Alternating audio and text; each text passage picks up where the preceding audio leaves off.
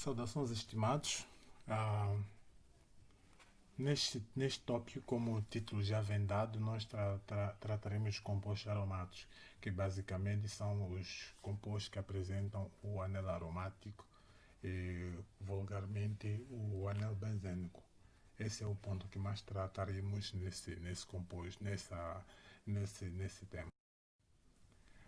Primeiro, dizer que para definir-se um composto como aromático existe uma regra, homenagem ao cientista Huckel, ou seja, a regra da aromaticidade. Primeiro, definimos que o composto tem que ter uma estrutura cíclica, ou seja, fechada, e apresentar ligações pi conjugadas e, por fim, o composto deve obedecer à fórmula 4n mais 2 elétrons igual ao número de elétrons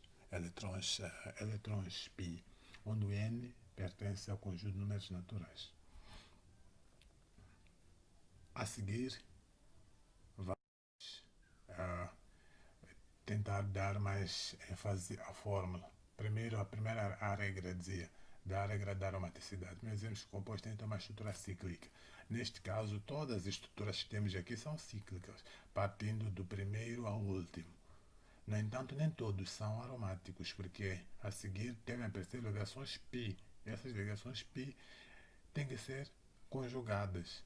E o primeiro composto não tem nenhuma ligação π, são ligações sigma, simplesmente. Sempre tem uma ligação simples, é sigma. A segunda, quando é dupla ou tripla, já temos ligações π. Neste caso, devem ser simples, devem ser ligações π conjugadas. Né? O que significa conjugada? É uma ligação dupla, outra simples, dupla, outra simples, dupla, e assim por diante. Neste caso, o primeiro não é, o segundo tem uma ligação dupla, simples, dupla, depois não tem mais, tem simples, simples, simples. E o terceiro composto na parte de cima, todas as ligações são duplas, simples, dupla, simples, dupla, simples, até que a estrutura até que a estrutura se fez. Neste caso, ok, até então aparentemente está tudo em ordem, mas temos que usar ao cumprir também com outra parte de fórmula 4n mais 2, que tem que ser igual ao número de elétrons π. Neste caso, observamos que para o primeiro composto que tem um cálculo abaixo, o número de elétrons é 4, o que significa que cada dupla ligação representa 2 elétrons. E temos duas ligações duplas, o que significa que temos 4 elétrons π e nós calculamos o n, que vai dar 1,5. E no segundo calculamos n, que vai dar 1. Dissemos anteriormente que o n tem que pertencer ao número de conjuntos naturais, excluindo o zero. E neste caso específico, o n não é natural porque é uma fração. E no segundo caso é igual a 1, o que significa que aquele anel que é o benzênico é um composto aromático. Os exercícios mais abaixo, os estimados vão ter que calcular e assim veremos os dos vossos cálculos.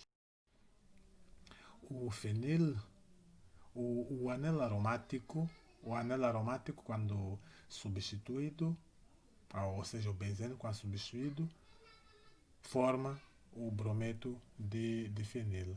E o brometo de benzila é a substituição na estrutura do tolueno. O tolueno é o anel benzênico, depois CH3 ligado ao anel.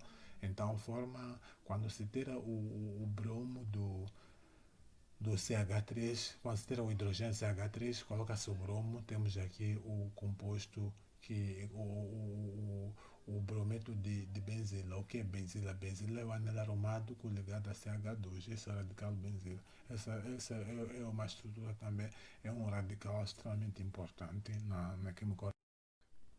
Propriedades físicas. Os pontos de ebulição dependem do meio dipolar. Geralmente, para os compostos altamente polares substituídos, ou dissubstituídos neste caso, o orto apresenta um ponto de ebulição mais alto, e seguido de meta e por fim de par. Por que é o orto? Porque, por exemplo, vou dar este caso específico, tem um anel benzênico ligado ao COOH, o ácido benzoico. Se o ácido benzoico na posição orto tiver um grupo OH que é altamente polar, estes vão se atrair facilmente. Então haverá atração intramolecular do grupo OH com o grupo carboxílico do ácido benzoico. Então, assim sendo, apresentará um ponto de ebulição mais alto que o meta consecutivamente, que o para, o que significa que eles atraem-se uns aos outros por causa da proximidade. Densidade. Os compostos aromáticos são mais densos que os compostos não aromáticos correspondentes e estes aromáticos são menos densos que a água. Quanto à solubilidade, os compostos aromáticos geralmente são insolúveis em água, ou seja, em solventes não polares, ou seja, os compostos aromáticos são geralmente compostos apolares, ou seja, não polares. Nós damos aqui uma comparação básica, indicando que os alcenos, possuindo dupla ligação, como temos aparentes duplas ligações nos compostos aromáticos, apresentam um tipo de reações diferentes. Observamos que o permangato de potássio, neste caso é a frio, forma um diol. No entanto, o benzeno não reage. O bromo em CCl4 forma um dibromo, um dialeto, o que significa que é quebrar a dupla ligação, adicionar bromo de cada lado. Mas, para o caso do benzeno, a dupla ligação não se quebra. Como podemos ver, as reações com o bromo são reações com alceno e bromo, são reações de adição. No entanto, nós estamos a ver uma adição aqui quando reagimos com o bromo em CCl4. Qual é o mecanismo para que então reajam os compostos aromáticos? Eles usam o tipo de reação característica é adição eletrófila, ou seja, substituição eletrófila, não adição, substituição eletrófila. O que é? Esse é mais é uma parte do reagente com carga positiva derivado. E ele, quando reage, como pode ver, da estrutura 1 a segunda estrutura na etapa 1, que esteve o step 1, temos a seguir umas estruturas do complexo sigma. E por fim, na etapa 2, que é o step 2, ele é eliminado. É eliminado o hidrogênio para haver fixação, para haver desaparecimento da carga positiva. Mas esse hidrogênio elimina-se em forma de próton, formando aqui um benzeno substituído. Por exemplo, no caso de coloração, a coloração ou bromação, elas ocorrem na presença do ácido de Lewis. O ácido de Lewis é, neste caso específico aqui, é o cloreto de ferro 3. Mas nós sabemos que o ácido de Lewis é aquele que o átomo central contém uma orbital vazia. Qual é o mecanismo que se segue? Porque estamos a ver que o produto que se forma é o cloreto de fenil. E neste caso não houve quebra de dupla ligação. Então o que houve? Houve realmente o esquema geral que nós mostramos anteriormente, que é a substituição eletrófila. Vamos lá ver o que acontece com o cloro especificamente. O cloro primeiro vai reagir com ácido de Lewis. E nessas estruturas de equilíbrio, depois produz o íon clorônio. O íon clorônio e o complexo férico, que é a base conjugada do ácido de Lewis. O íon clorônio vai reagir com benzeno na ação eletrófila e, após de se fixar no passo 3, por causa da presença do ácido ou da base conjugada do ácido de Lewis, vai arrancar o próton, obtendo-se assim o cloreto de fenil mais o HCl e continuamos com o cloreto de ferro 3 como um catalisador. Pois ele é o catalisador que inicialmente participou para criar a produção do íon clorônio, que é o Cl+. A iodação, embora seja halogênio, ela acontece de forma diferente. É preciso haver ácido nítrico com mais adição de outros ácidos e o iodo molecular para produzir o íon iodônio. Alquilação. Para colocar o alquilo no anel aromático é preciso também que haja ácido de Lewis e usar também o haleto de alquilo. O mecanismo dessa reação é abaixo dado. onde o IR representa o grupo alquilo. Atrai-se o cloro no segundo passo e, por fim, ele fixa-se no complexo do alumínio. Lembrando que o cloreto de alumínio pesado aqui, ele é também o ácido de Lewis. Ele forma lá o complexo, o R é produzido. É o R que é o eletrófilo que vai reagir com o anel benzênico. Formando o anel benzênico, reagindo com ele, depois forma-se a estrutura de ressonância, onde temos no meio o complexo sigma. E no passo 3, a regeneração do anel aromático, pela presença da base conjugada do ácido de Lewis, que é o aleto, que é o cloreto de alumínio. A acilação, também feita nas mesmas condições, tem que haver a presença do ácido de Lewis. O ácido de Lewis vai atrair o Cl+. Atraindo o Cl+, fica o íon iacilo. O íon acilo, o que abaixo é indicado. É esse que vai agir com benzeno para a fixação do grupo acilo, e formando acetofenona. Neste caso, a base vai ser também a base conjugada do ácido de Lewis, que é o AlCl4-, anteriormente também. Segunda substituição no anel. A nitração. A nitração do tolueno é essa estrutura que vem abaixo. A nitração dele é 25 vezes mais rápido que do benzeno. Por quê? Porque o CH3 ele ativa o anel benzênico. Ele ativa principalmente para as posições orto e par. Mais abaixo, iremos indicar o que realmente acontece. Aqui temos o complexo sigma. Aqui mostramos que para a fazer essa nitração é preciso que haja neutrónio. O neutrónio provém da reação do ácido nítrico com ácido sulfúrico, que é na primeira etapa, que anteriormente já mostramos, o processo não muda. Ele fixa-se, por exemplo, na posição orto, par e meta.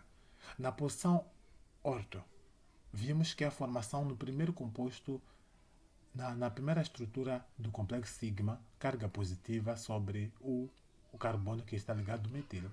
O mesmo acontece na segunda estrutura, que está ligado para o ataque no ataque na posição par.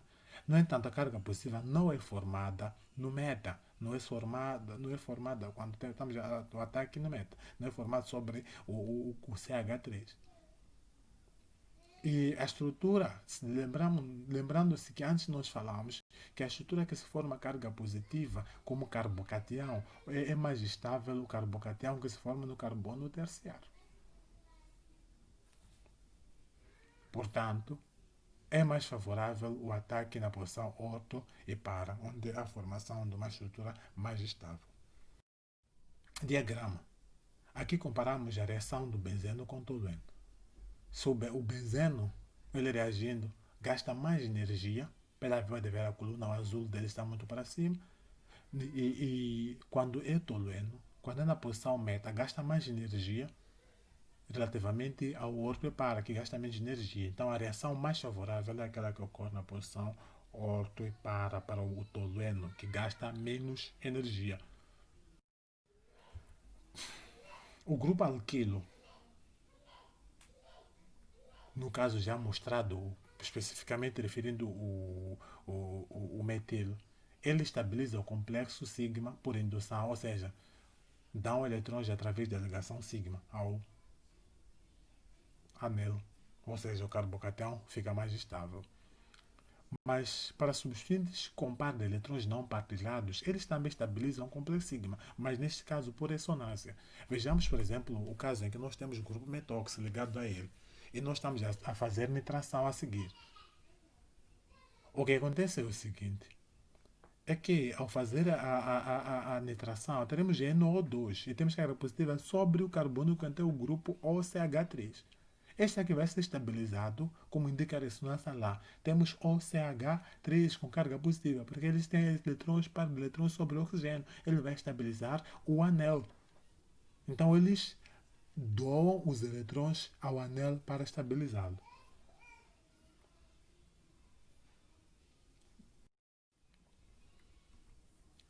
o grupo amino, quando ele estiver ligado ao anel aromático, ele também ativa o anel. Tem o par de eletrões sobre hidrogênio. E neste caso, para fazer bromação, não vamos precisar do ácido de Lewis, por uma razão muito simples. O grupo amino é altamente ativante, que ativa o anel de tal forma que não é tão necessária até a presença do ácido de Lewis. Aqui temos a ordem decrescente da reatividade dos substâncias no anel aromático. Temos aqui, primeiro, o fenox, a amina, o fenol, o éter, as anilidas e, por fim, os alquilbenzenos. E os substantes meta criam reações muito mais lentas e precisam de muito mais tempo para elas ocorrerem. O que exatamente acontece? Aqui mostramos posições, ataques nas posições orto, a seguir mostraremos para o para e também para o meta. O que acontece é que quando é na posição, quando temos o primeiro grupo nitro, depois atacamos, o ataque acontece na posição, o ataque acontece na posição orto, a carga positiva vai se fixando sobre o grupo nitro.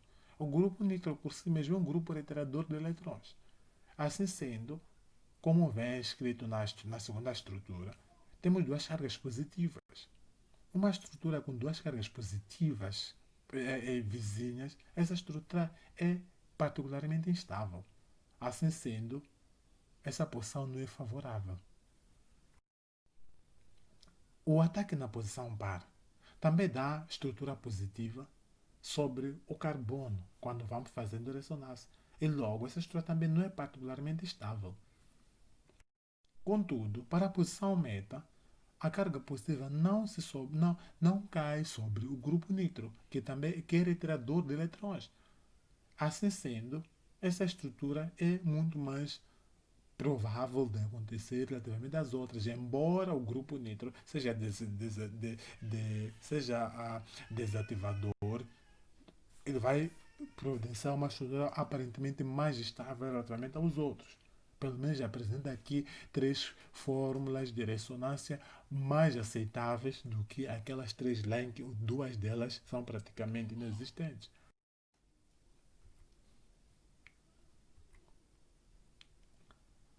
Geralmente, os grupos meta ou meta-orientadores são desativadores. E eles apresentam uma dupla ligação no átomo diretamente ligado ao anel. Nós veremos. Aqui temos o nitro. Na estrutura de ressonância no meio, tu podes ver que o nitrogênio tem dupla ligação, ligado ao oxigênio. No ácido sulfônico, também consegue ver que o enxofre que está ligado ao anel aromático tem dupla ligação sobre o enxofre. E também o ciano tem dupla ligação, tem tripla ligação, ou seja, tem ligações múltiplas. Esses aqui são desativadores. Por quê? Porque eles atraem os eletrões para eles, criando deficiência eletrônica dentro da cadeia aromática. E a cadeia aromática, consequentemente, definitivamente precisa de eletrões para poder atacar aquele que tem carga positiva.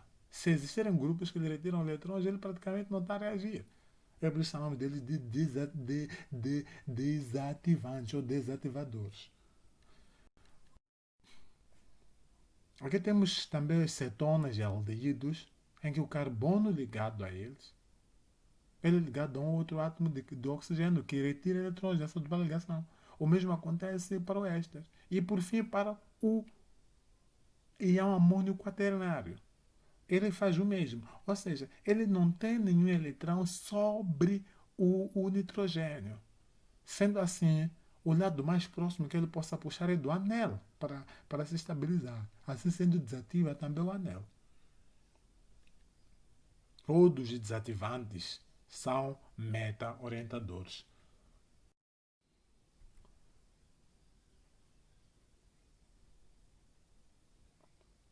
Os halogênios também são desativantes. Mas nem todos os halogênios, mas os halogênios não são meta-orientadores. Talvez diria de outra maneira, os meta-orientadores são todos eles desativantes, mas nem todos os desativantes são meta-orientadores. O caso dos halogênios, eles são ortoparorientadores. O que, é que realmente acontece com os halogênios? Vamos a seguir. Os halogênios, quando se forma carga positiva sobre o carbono no qual o halogênio está ligado, ele como tem pares de eletrões, ele vai doar o par de eletrões da cadeia. Mas por que ele é desativante? É muito simples. É desativante porque ele tem, tem eletronegatividade alta, que faz com que ele puxe os eletrões da cadeia. Então, deixando o anel aromático com pouca disponibilidade eletrônica. Mas quando se cria carga positiva sobre o carbono no qual ele está ligado, ele acaba doando eletrões por ressonância a esse grupo para estabilizá-lo. É por isso, porque ele estabiliza o anel, é por isso que nós chamamos dele de ortoparorientador, porque ali quando se gera carga positiva, ele tem possibilidade de mostrar ou de dar aquilo que ele tem. Aqui mostramos todas essas estruturas. Mas na posição meta, por exemplo, estamos a mostrar que a carga positiva não cai sobre o brumo, sobre o carbono no qual o brumo está ligado. Por isso, não tem essa possibilidade. Definitivamente, essa estrutura é muito menos provável desse composto com essa sucessão na posição meta, tendo halogênio, é muito mais difícil dela ocorrer. Mas no último slide, temos aqui o resumo dos efeitos diretores. Primeiro, temos aqui π, doadores π, de eletrões π. O que estamos a dizer é que temos o grupo amino mais à esquerda, temos amino, hidroxilo, éteres e esse de anilidas. O que acontece? Eles têm par de eletrões sobre eles, então eles vão dar eletrões para o anel, ou seja, vão ativar o anel. E por que são ortoparorientadores? Eles são ortoparorientadores porque o carbono no qual se forma a carga positiva, eles vão estabilizar por ressonância.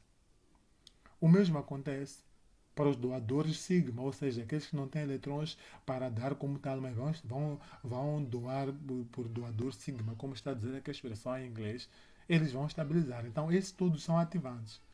Agora, os halogênios são desativantes, embora eles sejam ortoparorientadores.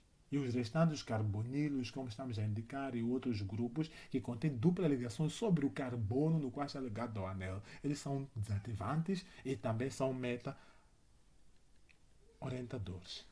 E muito obrigado.